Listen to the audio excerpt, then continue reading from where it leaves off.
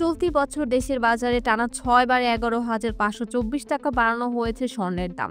সর্বশেষ সোমবার সন্ধ্যায় এক বিজ্ঞপ্তিতে দিয়ে টানা ষষ্ঠ দফা স্বর্ণের দাম বাড়িয়েছে বাংলাদেশ জুয়েলার্স অ্যাসোসিয়েশন বাজুস। এবার ভরিতে ১,৯৯৪ টাকা বাড়িয়ে ২২ ক্যারেটের এক ভরি স্বর্ণের দাম ১,৪৯,৮১২ টাকা নির্ধারণ করেছে সংগঠনটি। বিজ্ঞপ্তিতে বলা হয়, স্থানীয় বাজারে তেজাবি স্বর্ণের পিওর গোল্ড মূল্য বেড়েছে, ফলে সার্বিক পরিস্থিতি বিবেচনায় স্বর্ণের নতুন দাম নির্ধারণ করা হয়েছে। নতুন দাম অনুযায়ী দেশের বাজারে প্রতি ভরি ১১,৬৬৪ গ্রাম ২২ ক্যারেটের স্বর্ণের দাম পড়বে ১,৪৯,৮১২ টাকা, যা দেশের ইতিহাসে সর্বোচ্চ। এছাড়া ২১ ক্যারেটের প্রতি ভরি ১,৪৩,০০০ টাকা, ১৮ ক্যারেটের প্রতি ভরি ১,২২,৫৭৭ টাকা এবং সনাতন পদ্ধতির প্রতি ভরি স্বর্ণের দাম ১,৯১৭ টাকা নির্ধারণ হয়েছে। বাজুস আরও জানায়, স্বর্ণের বিক্রয় মূল্যের সঙ্গে আবশ্যিকভাবে সরকার নির্ধারিত ৫% ভ্যাট ও বাজুস নির্ধারিত ন্যূনতম মজুরি ৬% যুক্ত করতে হবে। তবে গহনার ডিজাইন ও মানভেদে মজুরি তারতম্য হতে পারে। এর আগে সর্বশেষ গত ৬ ফেব্রুয়ারি দেশের বাজারে স্বর্ণের দাম সমন্বয় করেছিল বাজুস, যে সময় ভরিতে